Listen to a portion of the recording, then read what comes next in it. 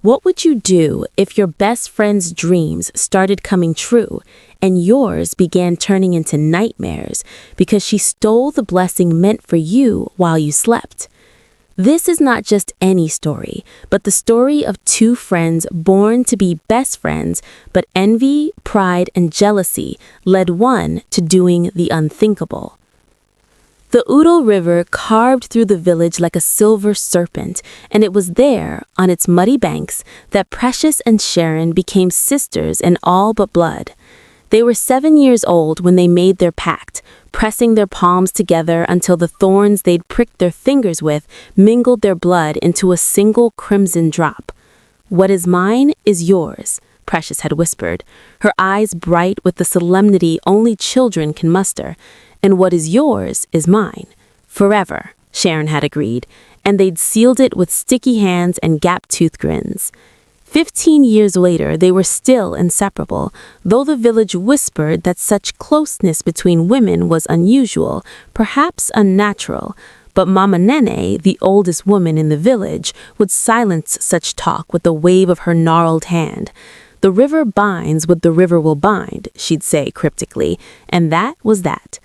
Precious was the prettier of the two, though neither girl would acknowledge it. Her skin held the deep richness of freshly tilled earth after rain, and her eyes, those eyes seemed to see through the surface of things into their secret hearts. People said she had her grandmother's gift, though no one spoke openly of such things. Sharon was sharper in every way. Sharper features, sharper tongue, sharper mind. She kept the accounts for 3 of the village traders and could calculate figures faster than men twice her age. Where Precious drew people with warmth, Sharon commanded them with wit. They balanced each other, the village said, like sun and moon, fire and water. But balance, as the old ones knew, is the most fragile thing in creation. The morning everything changed began like any other. Precious was at the river, washing clothes and humming an old song her mother had taught her. The water was cool against her knees, and the sun hadn't yet climbed high enough to be cruel. She was squeezing suds from one of her father's work shirts when Sharon arrived, breathless and flushed. "The diviner," Sharon gasped, her hand pressed to her chest. "They've come to the village. The one from the Eastern Territories, the one who predicted the governor's son would die before harvest." Precious's hands stilled in the water. And did he? Drowned in a well 3 months later. Sharon's eyes were wide, electric with excitement and something else. Something Precious couldn't quite name. "Everyone's saying he sees true. He's at Chief Okan's compound now. We have to go." Precious wanted to say no. Something in her belly twisted with warning, a sensation like the moment before lightning strikes. But Sharon was already pulling at her arm, and the wet clothes could wait. And weren't they sisters? Didn't they do everything together? So she went. The crowd had already gathered by the time they arrived. The dividers sat beneath the ancient Iroko tree, a wizened man whose age seemed impossible to determine. His face was a map of wrinkles, but his eyes burned with an unsettling clarity. Around him were scattered the tools of his trade: cowrie shells, carved bones, a leather pouch that seemed to pulse with its own heartbeat. Chief Okan stood to one side, his ceremonial wrapper gleaming with gold thread. "Let those who seek knowledge approach," he intoned. "But remember, the truth does not always comfort." One by one, villagers stepped forward.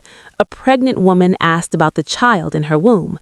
The diviner cast her shells and told her she would bear a son who would travel far from home. A young man asked about his father's illness. The shells whispered their answer: "Prepare for a long goodbye." With each reading, the crowd grew more restless, more eager. The diviner's reputation was being confirmed with each prediction. Then, without warning, the old man's eyes locked onto Precious and Sharon where they stood at the crowd's edge. "You two," he said, his voice like dried leaves scraping stone. "Come forward." Precious felt Sharon's fingers dig into her arm. They looked at each other, a conversation without words, years of friendship compressed into a single glance. Together, they stepped into the circle. The diviner studied them for a long moment, his head tilting like a bird examining strange prey. "Sisters?" he asked. Sisters of the heart, Sharon answered, her voice steady despite the tension Precious felt radiating from her body. The diviner threw his shells onto the mat before him. They clattered and settled into a pattern that made his eyes narrow. He threw them again, the same pattern, a third time, and now a murmur ran through the crowd, because everyone knew that when the shells insisted on the same configuration, the message was urgent. "What do you see?" Chief Okan asked, leaning forward. The diviner's eyes moved from Precious to Sharon and back again. "I see two paths that run together, then diverge. I see a great honor that will come to one of you, a destiny that will raise you above your station and make your name remembered for generations." The crowd erupted in excited whispers. Sharon's grip on Precious's arm tightened.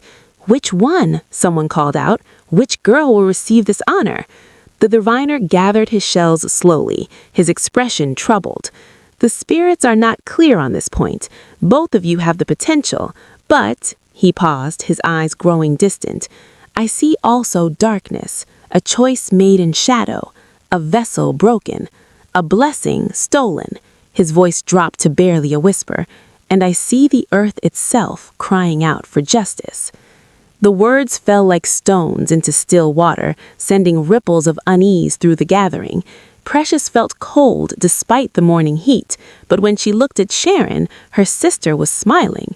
"Come," Sharon said brightly, pulling Precious away from the crowd. "It's just an old man's riddles. Let's go finish your washing." But as they walked back toward the river, Precious caught the expression on Sharon's face, a fleeting thing, gone as quickly as it appeared. It was the look of someone doing calculations, of someone solving a problem, of someone who had just decided something. That night, Precious couldn't sleep. She lay on her mat watching the moonlight paint silver squares on the mud walls, listening to her parents breathing in the next room. The diviner's words circled in her mind like vultures, a vessel broken, a blessing stolen. Finally, she rose and slipped outside. The village was silent except for the eternal song of crickets and the distant whisper of the river. She walked without direction, letting her feet choose the path, and found herself at the old shrine at the village's edge, the one dedicated to the river spirits, where her grandmother had once served as priestess. The shrine was small, just a clay structure with a thatched roof, but something about it had always made Precious feel safe. She sat on the stone steps and closed her eyes, breathing in the night air thick with jasmine and wood smoke.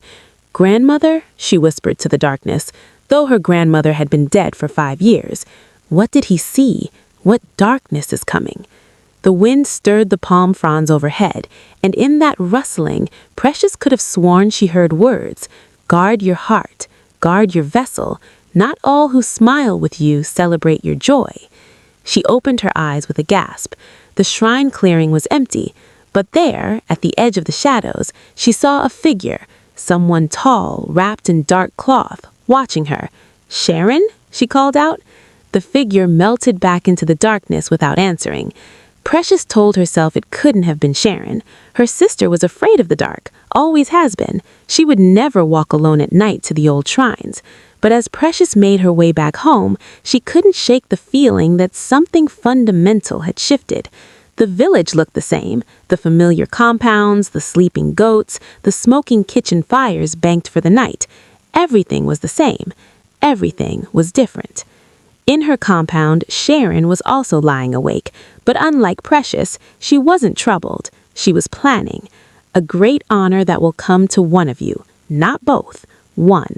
Sharon had always been practical. She loved Precious, truly she did, but love was one thing and destiny was another.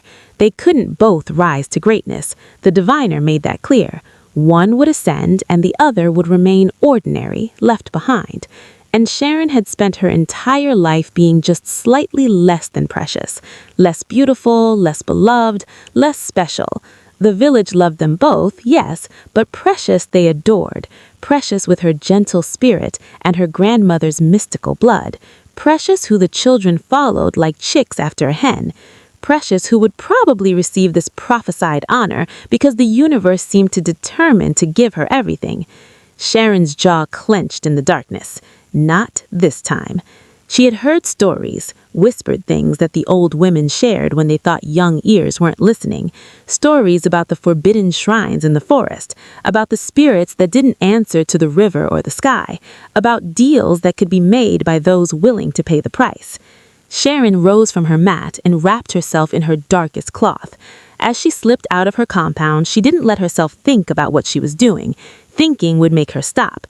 Thinking would make her remember Precious's face when they'd pricked their fingers and promised forever. Instead, she walked. The forest path was treacherous at night, but Sharon had always been footsure. She climbed over fallen logs and pushed through spider webs, her eyes adjusting to the deeper darkness beneath the canopy. After what felt like hours, she found what she was looking for, a clearing where the moonlight didn't quite reach, where the air felt wrong, too still, too cold. At the center of the clearing stood a shrine that made the village's river shrine look like a child's toy. This one was built of blackened stone, carved with symbols that hurt to look at directly. Offerings lay scattered before it, strange things, disturbing things. A child's doll with its eyes torn out, fingernail clippings tied with red thread, a dead rooster, its blood not yet dry. "I knew you would come." Sharon spun around. A woman emerged from the shadows, or perhaps she'd been there all along. She was ageless, her skin ashen, her eyes reflecting no light. "You're the priestess," Sharon whispered. "I am many things," the woman smiled, revealing teeth filed to points. "But yes, I keep this shrine. And I know what you want, daughter of ambition. I knew from the moment the diviner spoke. You want what is meant for your friend." "She's my sister," Sharon said automatically. "Is she?"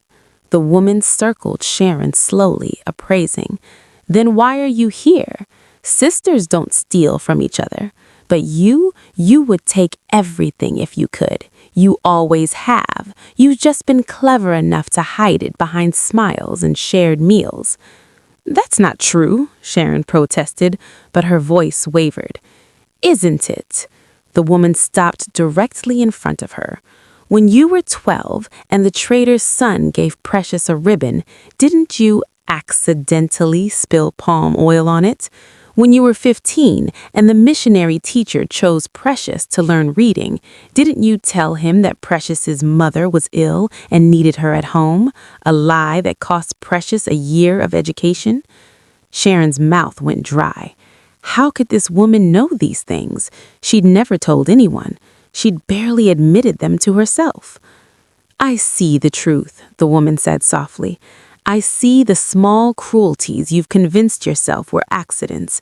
I see the resentment you've watered like a garden until it grew roots too deep to pull out. And I see what you want now." "Can you help me?" Sharon's voice was barely audible. "Yes," the woman turned and gestured toward the shrine. "But the spirits here demand payment. Nothing is free, girl. Not power, not destiny, not glory. To take what is meant for another, you must give something of equal weight." "Anything," Sharon said, and meant it. The woman's smile widened. "Then listen carefully. Your friend, she will begin to have dreams soon, visions. The river spirits are choosing her as their vessel. They will speak to her through the water, through the wind, through the spaces between sleep and waking. This is how her destiny will unfold." Sharon felt her stomach drop. "How do you know?" "Because I know all things that occur in this village. The river spirits and I are old enemies.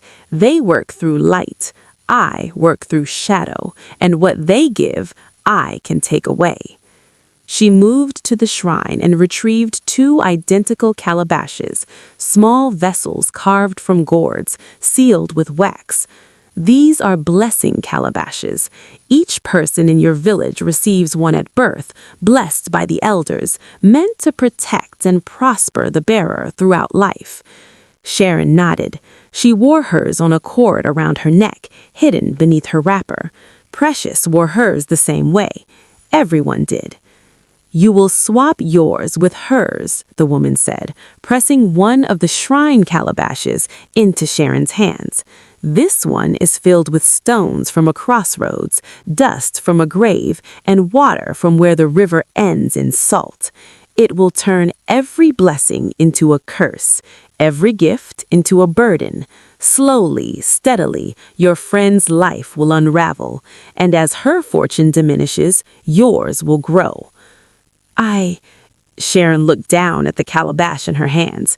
It felt heavier than it should, and warm, as if something lived inside it. But there is a price, the woman continued.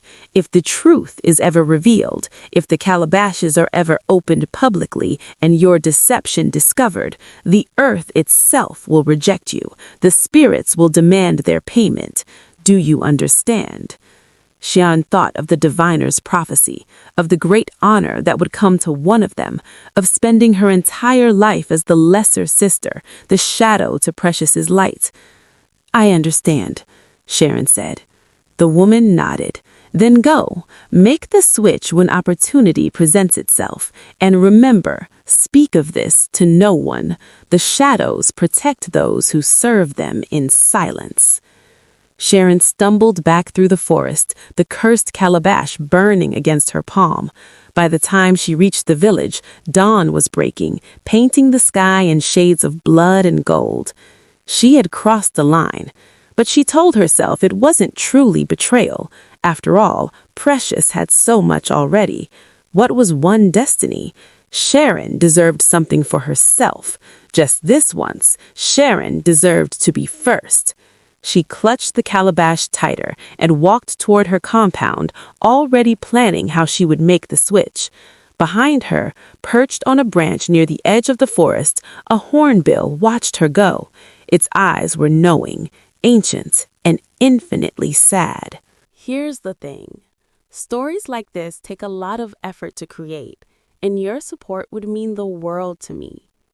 Hit the subscribe button if you are hooked on this story and can't wait for another. 3 days after the diviner's prophecy, Precious woke from the first dream. She lay gasping on her mat, her wrappers soaked with sweat despite the cool pre-dawn air. The dream was already fragmenting, slipping through her consciousness like water through cupped hands. But the essential message remained. The river is calling. Come at dawn. Come alone. She dressed quietly, careful not to wake her parents, and slipped out into the violet-gray light of approaching sunrise. The village was still asleep, smoke rising in lazy spirals from banked cooking fires. Her feet found the familiar path to the river without conscious direction. The Udo was different at dawn. The water ran darker, deeper, speaking in whispers that seemed almost like words. Precious stood at the edge, her toes sinking into the cool mud, and waited. I'm here, she said softly. What do you want from me? The response came not as sound, but as knowing, sudden, absolute, settling into her bones like truth. She was being chosen. The river spirits, the old ones her grandmother had served, they were selecting her as their vessel. Through her, they would speak. Through her, they would guide the village through the difficult times ahead. Times of change, times of drought, times of decision. The knowing came with images, crops withering, children crying from hunger, the chief standing at a crossroads, uncertain which path to take. And then herself, older, standing before the village council, speaking words of wisdom that were not quite her own. It was beautiful, terrifying, overwhelming. When Precious finally returned to the village, the sun had fully risen. She found Sharon waiting outside her compound, a basket of fresh mangoes balanced on her hip. Where were you? Sharon asked, her voice light, but her eyes sharp. I came early to surprise you with breakfast. The river, Precious said, still dazed. Sharon, I had a dream, the most incredible dream. I think the prophecy might be about me. I think the river spirits are choosing me. She said it without pride, simply stating a fact, the way one might say, "I think it will rain," or "I think the yams are ready for harvest." But Sharon's expression shifted, something tightening around her eyes, her mouth. "How wonderful," Sharon said, and her smile was perfect. "Tell me everything." So Precious told her about the dream, about the calling, about the knowing that had settled in her chest. She told Sharon because Sharon was her sister, and sisters shared everything. She didn't notice the way Sharon's fingers clenched around the basket handle. She didn't see the calculation happening behind her eyes. She didn't know that Sharon had already procured a sleeping draught from the woman in the forest, a powerful one that would send Precious into a deep sleep that very night. That night, after a dinner where Sharon insisted Precious try her special pepper soup, "I made it just for you, sister," Precious fell into a sleep so profound that Sharon could have set off fireworks beside her head and she wouldn't have stirred. Sharon worked quickly in the darkness of Precious's sleeping room. She located the leather cord around her neck, untied the original calabash with trembling fingers, and replaced it with the cursed vessel from the shrine. The two were identical in every detail. Sharon had to check 3 times to be sure she was holding the right one. When it was done, Sharon stood over her sleeping sister for a long moment. Precious looked peaceful, innocent, beloved. Sharon felt a pang of something. Guilt? Regret? But she crushed it ruthlessly. This was necessary. This was justice, really. Precious had never had to fight for anything. Now she would know what it was like to struggle. Sharon tied Precious's original calabash around her own neck, feeling its warmth against her skin. Then she slipped back out into the night, leaving no trace of her presence except the faint smell of the sleeping draught, which would dissipate by morning. It was done. The changes began subtly. Over the next week, Precious's dreams continued, growing more vivid, more insistent. The river spirits showed her visions of the village's future, whispered secrets about the land and the seasons. But now, when she woke, she felt drained rather than energized, exhausted rather than enlightened. Her father's cassava crop, usually reliable, began to fail. The plants withered despite adequate rain, their leaves yellowing and dropping. Her mother's small trading business, which had always done well, suddenly hit a string of bad luck. Goods spoiled, buyers backed out, a delivery was stolen. "Strange times," her father muttered, examining the dying plants with worried eyes. "The land has never turned against us like this." Precious wanted to help, but she found herself growing weaker. Her voice, usually strong and clear, began to fail her at odd moments, cracking, fading to a whisper for no apparent reason. When she tried to lead the old songs at the evening gatherings, the sound came out wrong, discordant. The village began to notice. "Have you seen Precious lately?" the women whispered at the market. "She looks unwell, thin. Her father's crops are dying. They say it's a bad omen. And her voice. Did you hear her try to lead the songs last night? Like a crow cawing." Meanwhile, Sharon flourished. She'd always been clever with numbers, but now she seemed almost supernaturally gifted. The traders began to come to her with their most complex problems. The chief himself asked her to review the village accounts. Her suggestions for improving crop yields, which she claimed came to her in dreams, proved remarkably effective for those who followed them. People began to seek her counsel. "That's Sharon," they said admiringly, "sharp as a blade. Perhaps the diviner's prophecy was about her after all." Sharon played her part perfectly. She remained devoted to Precious, visiting her daily, bringing her food, expressing concern about her friend's declining health. "You're working too hard," she'd say, pressing a mango into Precious's thin hands. "These dreams, maybe you should ignore them for a while. Rest." But Precious couldn't ignore the dreams. They came every night now, relentless, demanding. The river spirits were preparing her for something. But for what? And why did accepting their gift make her feel like she was dying by degrees? 2 months after Sharon made the switch, Precious collapsed during a village gathering. One moment, she was standing at the edge of the crowd, watching the chief announce new planting schedules. The next, the world tilted sideways, and she was on the ground, the red earth pressing against her cheek, voices rising in alarm above her. She woke in her parents' compound, with Sharon sitting beside her mat, pressing a cool cloth to her forehead.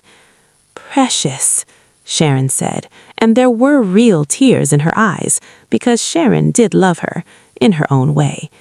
"You scared everyone. What's happening to you?" "I don't know," Precious whispered, her lips cracked, her throat raw. "The dreams are getting stronger, but I'm getting weaker. It's like something is draining me from inside." Sharon's hand tightened on the cloth. For a moment, just a moment, her resolution wavered. She could confess. She could undo what she'd done. She could... No. The moment passed. Sharon had come too far, gained too much. The whole village was looking at her with respect now. The chief had hinted at a position on the council, unprecedented for a woman her age. Her destiny was finally unfolding, just as the diviner had promised. "Maybe you should see the healer, or perhaps you should consult with the priestess at the old shrine, your grandmother's shrine." Precious nodded weakly. It was good advice. Why hadn't she thought of it? Because she was too tired to think, too drained to do anything but survive from one day to the next, haunted by dreams of glory that seemed to be killing her. That night, for the first time, Precious doubted herself.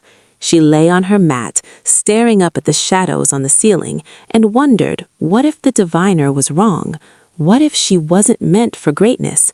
What if these dreams were a curse rather than a blessing? The calabash around her neck felt heavier than usual. She touched it absently, drawing what comfort she could from its familiar weight. Her grandmother had blessed this vessel the day Precious was born. It was supposed to protect her, prosper her. So why did everything feel like it was falling apart? In her own compound, Sharon lay awake as well. The stolen calabash around her neck pulsed with warmth, a heartbeat that wasn't hers. Sometimes, in the dead of night, she swore she could hear Precious's voice inside it, crying out, asking why. Sharon told herself she felt no guilt. She'd done what she had to do. The secret was safe. No one would ever know. The earth could keep its judgment. Sharon would keep her destiny. So, tell me, what part of the world are you watching this video from? I'd love to know. Kindly leave it as a comment, and don't forget to hit the like button and subscribe to the channel to show your support. 6 months passed. 6 months of Precious declining, while Sharon ascended. The village had almost forgotten the diviner's prophecy, or rather they believed it had resolved itself. Sharon was clearly the one destined for greatness. The chief had appointed her to the council, the first woman under 40 to hold such a position. Her advice had saved 3 families from bankruptcy and improved the harvest yields by nearly a third. Meanwhile, Precious had become a ghost in her own life. She could barely speak anymore. Her voice had deteriorated to a rasping whisper that made people lean away rather than closer. Her father's entire crop had failed, forcing the family to borrow from neighbors. The dreams still came every night, but now they felt like punishment, leaving her shaking and fevered each morning. The worst part was the way the village looked at her now. Not with pity, that would have been bearable, but with suspicion, unease, as if her misfortune might be contagious. "It's not natural," she heard Mama Nene tell another elder at the market. "A girl touched by spirits should glow with blessing, not wither like a cursed plant. Perhaps she offended them somehow. Perhaps she's being rejected." Precious wanted to protest, to explain that the river spirits still came to her, still showed her visions. But who would believe her now? And even if they did, what did it matter? The visions came with such costs that they weren't blessings at all. They were torture. The only constant in Precious's life was Sharon. Sharon, who brought food when Precious's family had none. Sharon, who sat beside her during the long, feverish nights. Sharon, who held her hand and whispered encouragement when Precious wanted to simply stop existing. "Don't give up," Sharon would say, and her voice carried such earnest conviction that Precious never doubted her. "Something will change. The spirits will explain. You'll understand why this is happening." And Precious believed her, because what choice did she have? Sharon was all she had left. What Precious didn't know was that Sharon was unraveling too, just in different ways. The success had come exactly as promised. The respect, the position, the admiration, all of it was Sharon's now. But it was hollow. Every accomplishment tasted like ash. Every accolade felt like a lie. And worst of all, the advice that flowed from her lips, the brilliant insights that everyone praised, they weren't hers. They came from the calabash. At night, when Sharon was alone, the stolen vessel would pulse against her chest, and knowledge would flood her mind. Not her thoughts, someone else's thoughts, Precious's thoughts. The visions meant for Precious redirected through the cursed calabash to Sharon instead. Sharon was living on stolen dreams, and the cost was mounting. The woman from the shrine had warned her, but Sharon hadn't truly understood. The debt wasn't paid, it was accruing. Like compound interest on borrowed money, the spiritual price grew larger with each passing day. Sharon began to feel it, a heaviness in her bones, a shadow at the corner of her vision that vanished when she turned to look directly at it, a voice that whispered in the spaces between her thoughts. Thief, betrayer, false sister. Sharon told herself it was guilt, nothing more. She was succeeding, wasn't she? The prophecy had been fulfilled through her. This was right. This was just. But why then did her food taste like clay? Why did her sleep offer no rest? Why did she sometimes catch her reflection in still water and see Precious's face staring back at her with empty, accusing eyes? The breaking point came during the Festival of First Fruits. It was the village's most important celebration, marking the end of the planting season and the beginning of harvest. Traditionally, the most honored member of the community would lead the ceremonial offering to the river spirits, thanking them for their provision, asking their continued blessing. This year, Chief Okan chose Sharon. "You have proven yourself wise beyond your ways," he announced at the council meeting, while Sharon sat frozen in her seat. "You have brought prosperity to our people. It is fitting that you should stand as our representative before the spirits." The other council members nodded approval. Sharon forced herself to smile, to accept graciously. But inside, every instinct screamed in alarm. Stand before the river spirits? The same spirits that were meant to work through Precious? The spirits whose blessings Sharon had stolen and whose vessels she had cursed?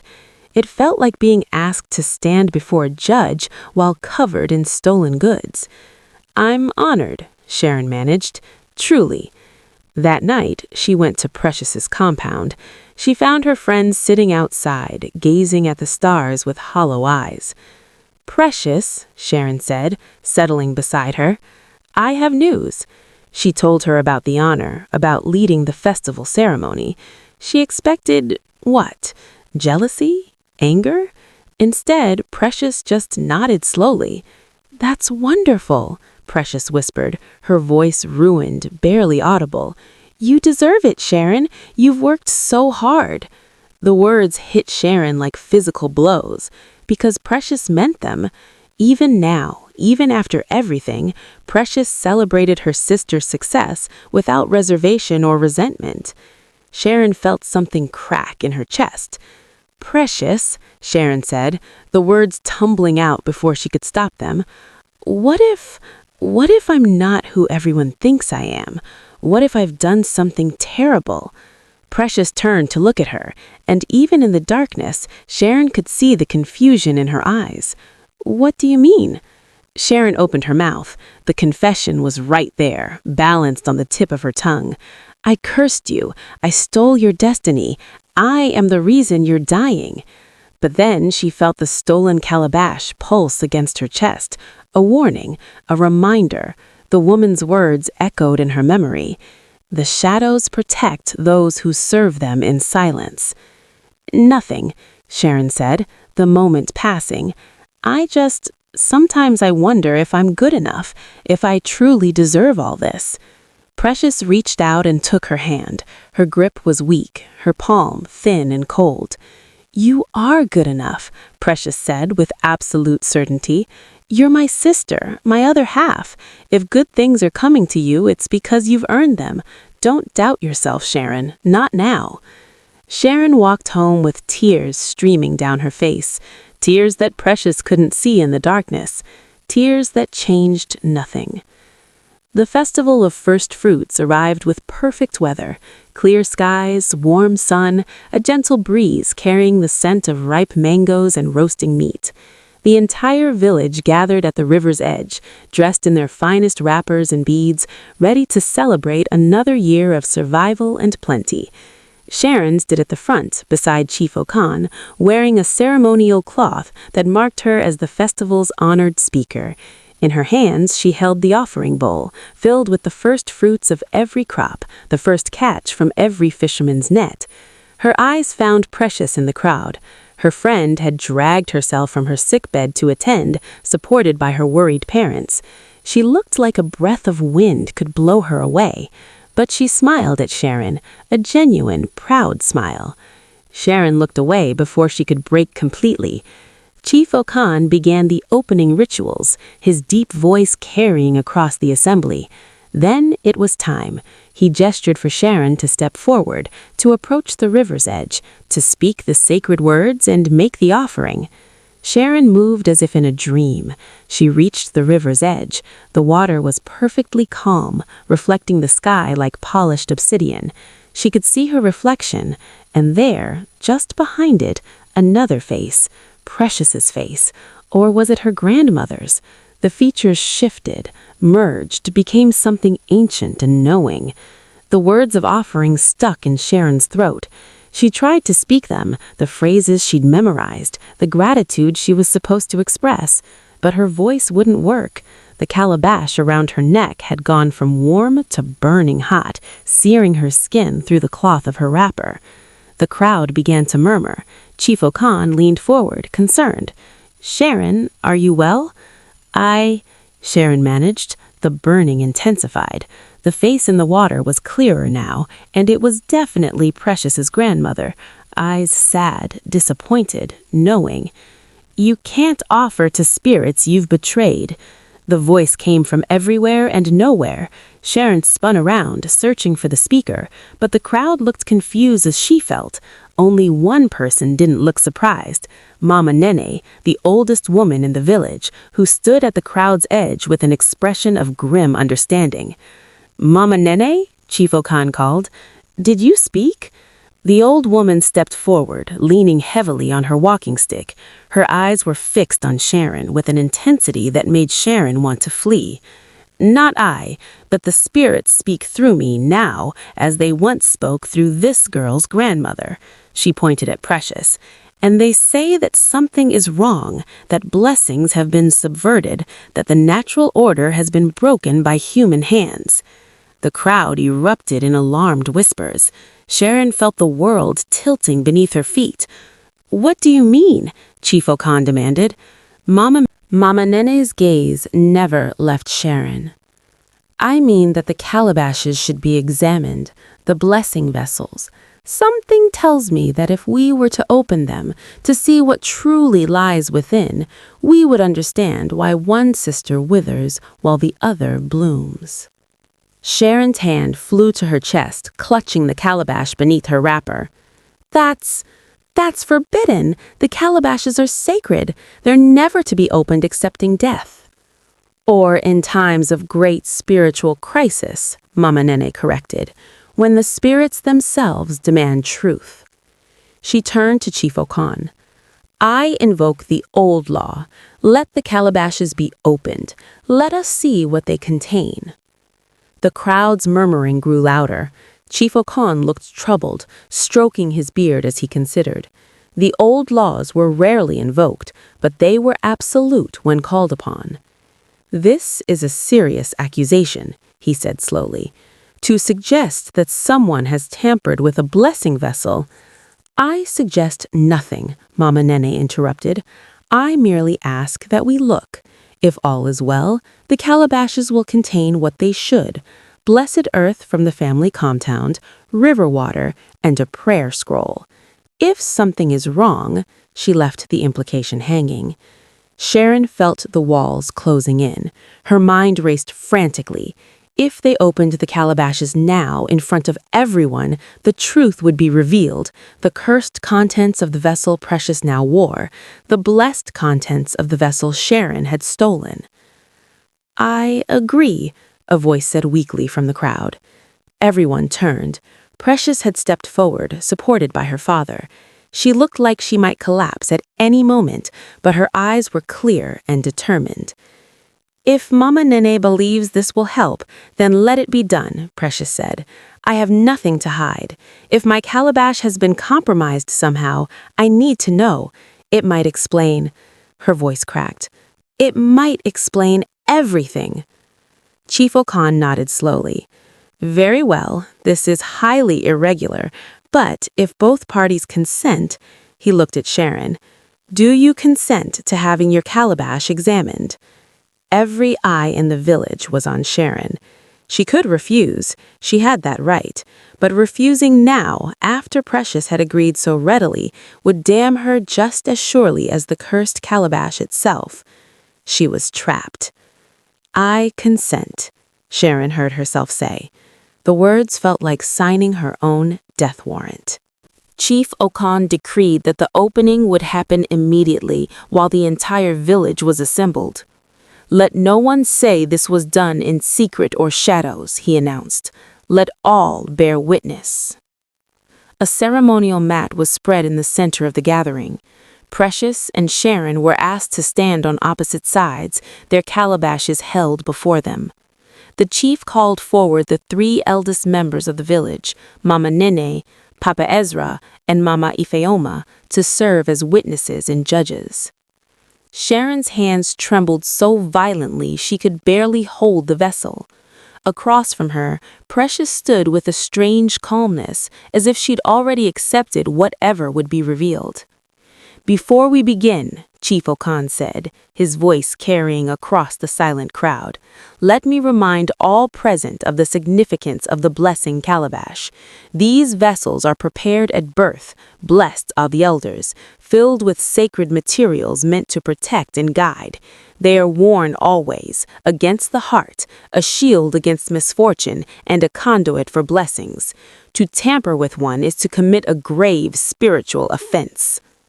He let the words settle before continuing. Sharon, Precious, you have both consented to this examination. Are you prepared? Yes, Precious whispered. Sharon couldn't speak. She managed to nod. Then we begin. Precious, daughter of Obi, you will open your calabash first. Precious moved forward and knelt on the mat. Her thin fingers found the wax seal at the calabash's opening. She looked up at Sharon one last time, a look of such trust, such absolute faith in their sisterhood that Sharon nearly screamed. Stop! Don't open it! I'll confess everything. Just stop! But she said nothing. The words stayed locked behind her teeth. Precious broke the seal. The moment the calabash opened, a smell erupted from it, foul, rotten, like meat left too long in the sun. The crowd gasped and drew back. Precious's face went white with shock. Mama Nene leaned forward, her expression darkening. Pour it out, child. With shaking hands, Precious tilted the calabash. What spilled onto the white ceremonial cloth was obscene. Blackened stones, grave dirt that moved with worms, water that had gone thick and viscous with decay. Entangled in all of it, a scroll, but not a prayer scroll. When Papa Ezra unrolled it with a stick, unwilling to touch it directly, they saw it was covered in symbols that made people turn away, symbols that hurt to look at. "Curse marks," Mama Ifeoma breathed, her hand flying to her mouth. "These are curse marks from the forbidden shrines." The crowd erupted in chaos. People shouted questions, accusations, prayers. Some made warding signs against evil. Parents pulled their children back, away from the polluted vessel. Chief Okan raised his hand for silence, though it took several attempts before the crowd settled. His face was grave, deeply troubled. "This explains much, Precious, child. You have been carrying a curse against your heart for months. No wonder you have suffered." He turned to the elders. "But how? Who could have done this? Who would commit such an act?" "Perhaps," Mama Nene said, her eyes still fixed on Sharon, "we should examine the other calabash before drawing conclusions." Every eye turned to Sharon. She stood frozen, the stolen calabash clutched so tightly her knuckles had gone white. In that moment, she understood with perfect clarity what was about to happen. There was no escape, no clever argument, no way to talk herself out of this. The earth itself will reject you. "Sharon," Chief Okan's voice was gentle but insistent, "your calabash, please." Sharon's legs moved without conscious direction. She found herself kneeling on the mat across from Precious.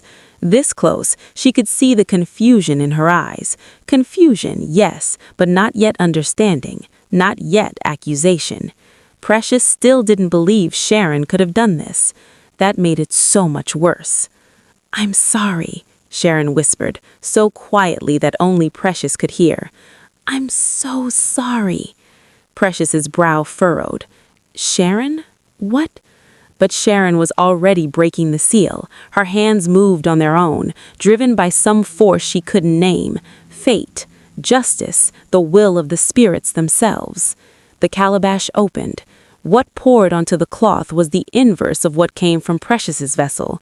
Clean river stones, blessed earth that smelled of life and growth, pure water that caught the sunlight and threw rainbow refractions, and a prayer scroll, written in the careful hand of Precious's grandmother. Sharon recognized it because she'd seen the old woman's writing many times as a child.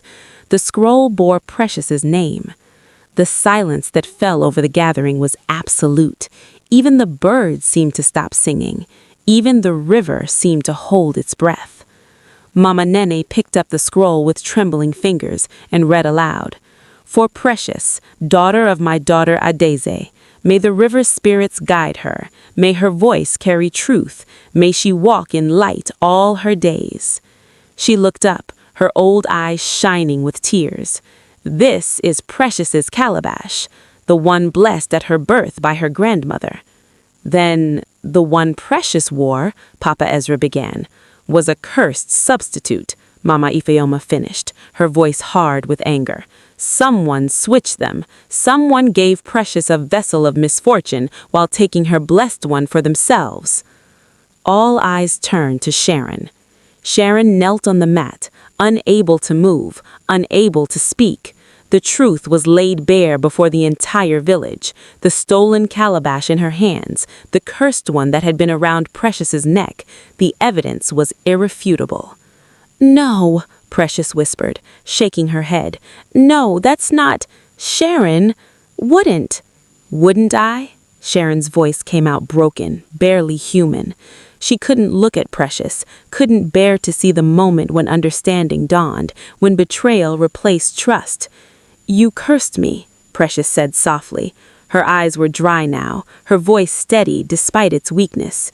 "You watched me suffer. You held my hand while I died by degrees, and you never, not once." Her voice finally broke. "How could you, Sharon?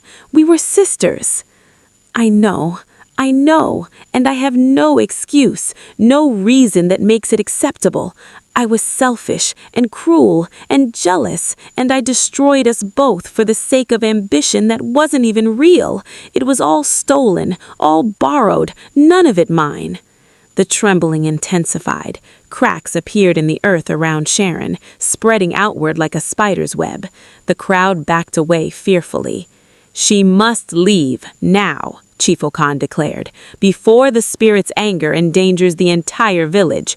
Sharon, you are hereby banished. You will take nothing from this village. You will speak to no one. You will go now and you will not return." Sharon tried to stand, but her legs wouldn't support her. The earth writhed beneath her, actively pushing her away. She began to crawl, scrambling toward the edge of the gathering, leaving a trail of disturbed earth behind her.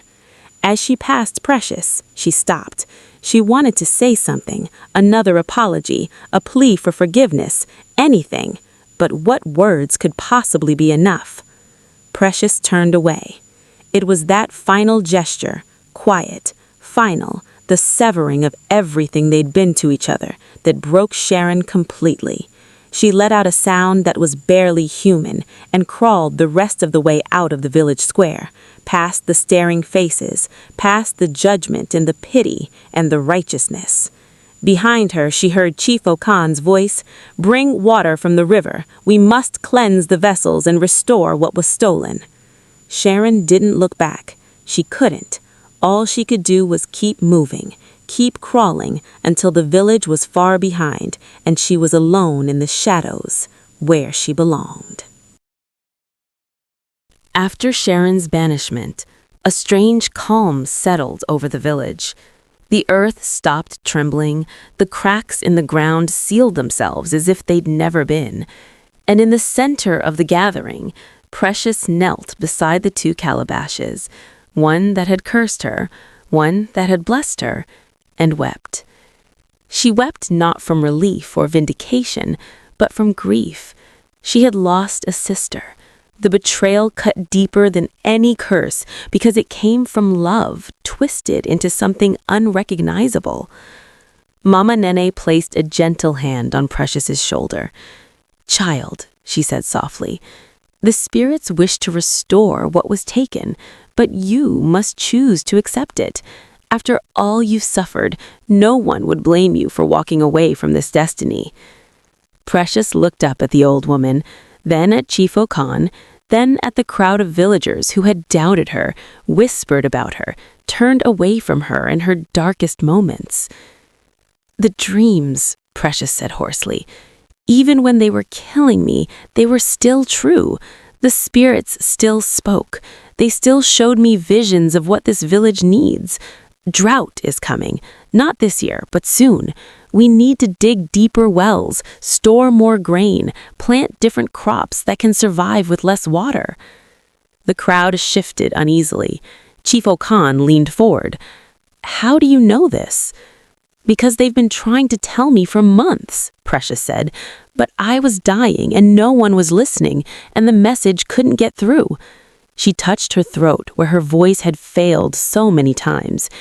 "If I accept the restoration, if I take back what's mine, I could help. I could speak for the spirits properly. I could do what my grandmother did before me." "At what cost?" her father asked, his voice thick with concern. "Look what it did to you before." "That was the curse," Mama Nene said firmly.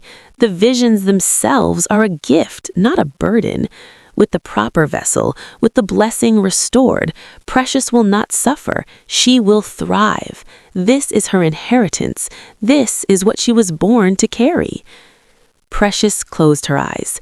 She thought of Sharon, of the jealousy that had driven her friend to such darkness. If Precious accepted this destiny, would she become someone others envied? Would she inspire more betrayals, more bitterness? But then she thought of the children she'd seen in her visions, crying from thirst during the drought to come, of families that would lose everything if no one warned them, guided them, helped them prepare. The decision wasn't really a choice at all. "I accept," Precious said. "I accept the restoration. I accept the calling." Mama Nene smiled, and it transformed her ancient face into something beautiful. "Then let us begin." The ritual of restoration took 3 days. First, the cursed calabash had to be cleansed.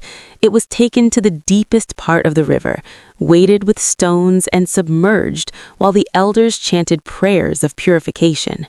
The cursed objects within, the grave dirt, the fouled water, the marked scroll, were burned in a sacred fire until nothing remained but ash, which was scattered to the 4 winds. Second, Precious's true calabash had to be returned to her in ceremony. This happened at dawn on the 2nd day, with the entire village present. Chief Okan placed the blessed vessel around Precious's neck with his own hands, speaking words that acknowledged what had been stolen and what was now restored. Third, Precious had to be reconsecrated to the river spirits, just as her grandmother had been decades before.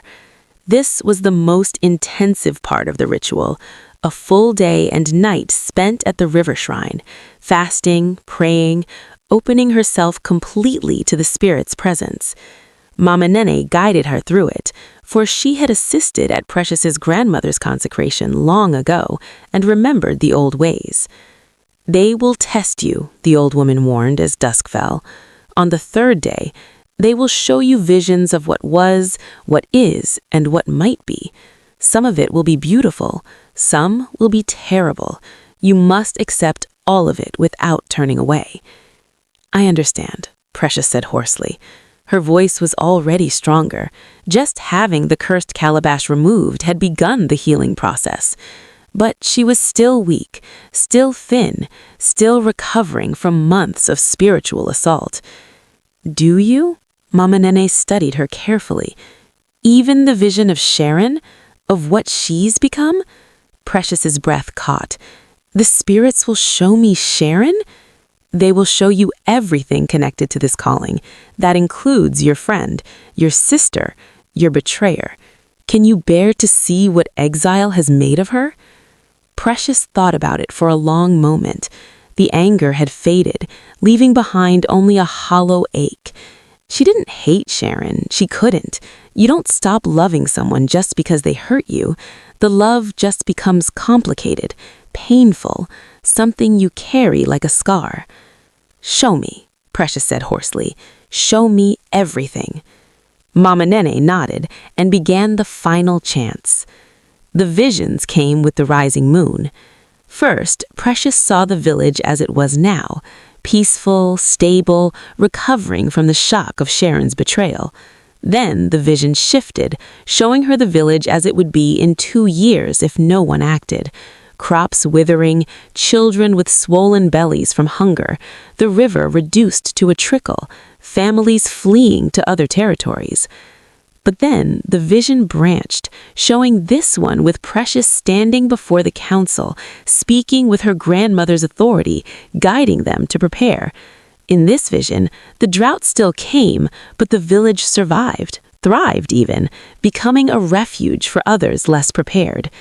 "This is what you can do," the river spirits whispered in her mind. "This is why you were chosen." Then the vision shifted again, and Precious saw Sharon. Her former friend was deep in the forest, haggard and hunted-looking. The earth still rejected her.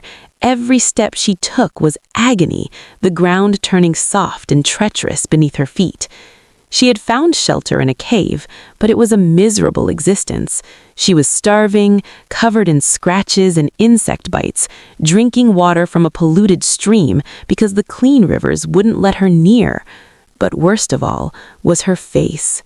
Sharon looked at herself in the reflection of the fouled water, and her expression was one of such complete despair that Precious wanted to weep for her. "She is paying the price," the spirits whispered. "The earth's rejection is not light punishment. She will suffer until she truly understands what she has done." "How long?" Precious asked.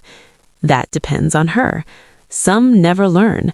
Some die in exile, still clutching their justifications. But some," the spirit's voice grew thoughtful, Some break open like seeds, and from that breaking, something new can grow. Will Sharon break? Precious asked. That is not for us to decide, but you have a choice. When the time comes, when she has suffered enough to truly see herself, you can choose to forgive, or not. Either path is valid. Either choice is yours.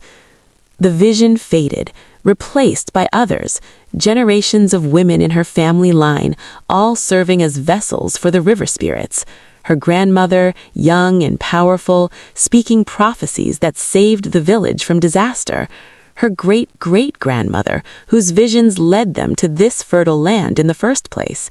And then, in the future, Precious saw herself, older, wiser, surrounded by young women learning the sacred arts. She saw her own daughter, years from now, being consecrated just as she was being consecrated tonight. The calling was not just for her, it was for all those who would come after. Do you accept? The spirits asked, one final time. Precious thought of everything she'd suffered, the months of torture, the stolen destiny, the betrayal that still ached like a fresh wound. She thought of Sharon in her cave, paying the price for what she had done. And then she thought of the children in the drought vision, the ones she could save, the village she could guide, the legacy she could leave. I accept, Precious said.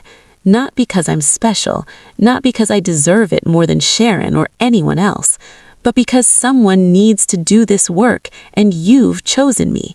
So yes, I accept. The spirit's presence swelled around her like a wave, like an embrace, like coming home. And when dawn broke on the fourth day, Precious emerged from the river shrine transformed. 5 years passed. Precious's prophecy about the drought proved true. It came in the 3rd year after her consecration, and it was as severe as she'd foreseen. But the village survived because they'd prepared, digging deeper wells, storing grain, planting the hardy crops Precious had recommended. Other villages weren't so fortunate. Families came fleeing from the drought-stricken territories, seeking refuge, and Precious, now formally recognized as the village's spiritual guide, helped Chief Okone and the council navigate the challenges of absorbing refugees, distributing resources, maintaining peace. She had grown into her role beautifully. Her voice, once destroyed by the curse, now rang clear and strong when she spoke the spirit's messages. She had put on weight, regained her health, and more, she glowed with an inner light that people found magnetic. When she spoke, people listened. When she advised, people followed.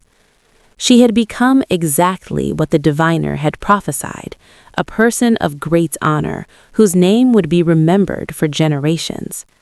But she thought of Sharon often. Sometimes in her dreams, she still saw her former sister. The visions were never clear, just glimpses of a figure in the forest, surviving somehow, changing in ways Precious couldn't quite discern. The spirits said Sharon still lived. That was all Precious knew. Until the day a messenger came to the village with an unusual request. "There's a woman at the forest's edge," the young man reported to Chief Okone and the council. Precious was present, as she always was for important meetings. "She says she's from this village. She says—" He hesitated, looking uncomfortable. "She says she was banished 5 years ago and wishes to speak with someone named Precious." The council chamber went silent. Chief Okone looked at Precious. "Do you wish to see her?" Precious's heart hammered in her chest. 5 years. 5 years of exile, of Earth's rejection, of suffering the consequences of her betrayal. Was it enough? Could anything ever be enough? "Yes," Precious heard herself say, "I'll see her." They met at the village boundary, where the cultivated land met the forest. Sharon stood just beyond the invisible line that marked the edge of her banishment, unable to cross without permission. Precious barely recognized her. Sharon had aged decades in 5 years. Her hair, once glossy and carefully braided, was matted and shot through with gray. Her body was rail-thin, scarred, bent as if under an invisible weight. But it was her eyes that showed the greatest change. They held a depth of understanding, of hard-won wisdom that hadn't been there before. "Precious," Sharon said, and her voice cracked on the name. They stood in silence for a long moment, 5 years of separation stretching between them like an unbridgeable gulf. "Why did you come?" Precious asked finally. "To apologize," Sharon said simply. "Not to ask for forgiveness, I have no right to that. Not to ask to return, I know that's impossible.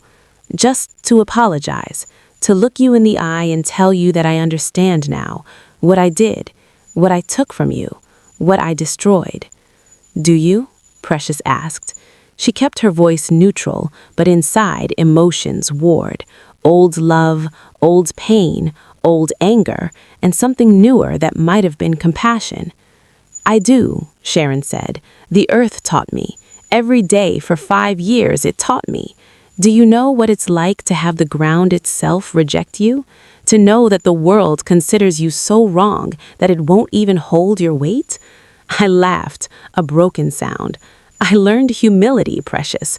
I learned that what I wanted, the honor, the recognition, the destiny, none of it meant anything if it was built on betrayal. I gained everything and had nothing, while you," she gestured at Precious, taking in her healthy glow, her confident stance, "you lost everything and found what actually mattered." Precious said nothing, waiting. "I don't expect you to forgive me," Sharon continued. "I wouldn't forgive me. I just needed you to know that I see it now. I see what I was, what I did, what we cost both of us, and I'm—" Her voice broke completely. "I'm sorry. I'm so, so sorry." Precious looked at the woman who had been her sister, who had cursed her, betrayed her, nearly destroyed her, who had paid for it with 5 years of the harshest punishment the spirits could devise.